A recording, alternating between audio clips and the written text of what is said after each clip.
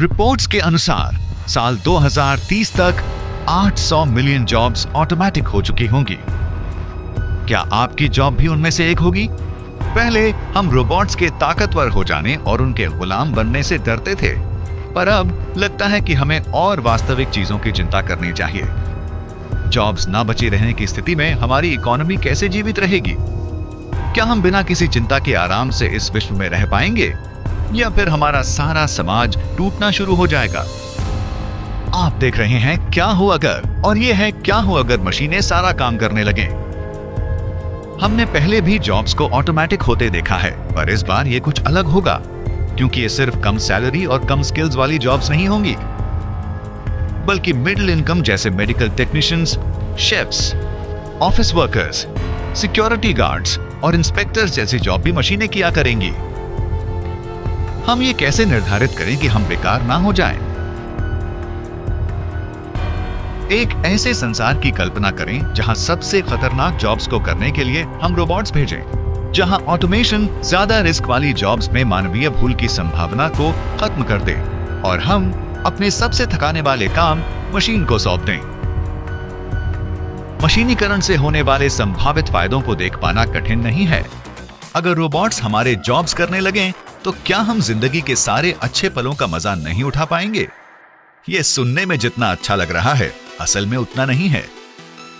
कुछ ऐसी जॉब्स हैं जिन्हें रोबोट्स कभी नहीं कर पाएंगे। पर इससे पहले कि हम इसमें जाएं, थोड़ा गहराई से देखते हैं कि अगर जॉब्स रहें ही ना, तो चीजें कैसी होंगी। जरा सोचें, एक सुबह आप जॉब पर जाते हैं और पाते हैं कि एक रोबोट को आपकी जॉब के सारे रिपीट होने वाले कामों को करने के लिए रख लिया गया है, जिससे आप अब ज्यादा फायदेमंद कामों पर ध्यान दे सकते हैं। ये पहले तो बहुत अच्छा लग सकता है, और रोबोट्स के काम करने के कारण शायद आपको आपके प्रोफेशन के लिए अब कम पैसे मिले। ये आपकी फील्ड में ज्यादा कंपटीशन भी लाएगा, क्योंकि ऑटोमेटिक टेक्नोलॉजी होने के कारण अब ज्यादा लोग आपकी जॉब को कर पाएंगे। जैसे जैसे इन मिडिल क्लास पोजीशंस की जॉब्स के ऑटोमेशन का खर्च घटेगा, एम्प्लॉयर्स लोगों को काम पर रखना बिल्कुल बंद कर देंगे। इससे काफी गंभीर समस्याएं हो सकती हैं। पहली, इन मिडिल क्लास पोजीशंस की जॉब्स खत्म हो जाने से सरकार को मिलने वाले टैक्सेस में काफी कमी आ जाएगी, और उन्हें मिडिल क्लास जॉब्स को बिल्कुल गायब होने से बचाने के लिए काफी संघर्ष करना पड़ेगा। बड़ी संस्थाएं जिनके पास रोबोट्स खरीदने के पैसे होंगे, वे उनका इस्तेमाल करके और पैसे कमाएंगी, जबकि जिनकी जॉब्स रोबोट्स के होने के कारण चली जाएंगी, उन्हें गरीबी में संघर्ष करना पड़ेगा। पर यह सब इतना बुरा होने की जरूरत नहीं है। जैसे कि हमने पहले भी कहा, सारी जॉब्स को ऑटोमेशन से नहीं बदला जा सकता। हमारे कई मानवीय गुणों को कोड कर पाना आसान नहीं है। इसलिए जॉब्स जिनमें सामाजिक योग्यता, पालन पोषण, क्रिएटिविटी, पढ़ाना, बातचीत करना या बेचने जैसे गुणों की जरूरत होगी, वे शायद हमेशा सुरक्षित रहेंगी। और जरूरी नहीं कि मशीनों के साथ काम करना हमेशा ही आर्थिक उथल-पुथल का कारण हो।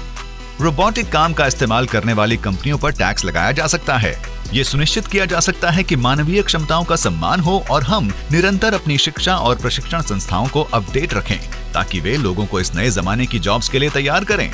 ये आसान नहीं होगा, लेकिन निश्चित रूप से इस रोबोट और मानवीय रिश्ते से ज्यादा फायदा उठाना अच्छा रहेगा। हमें बस ये ध्यान रखना होगा कि हम उन्हें नाराज ना करें, नहीं तो।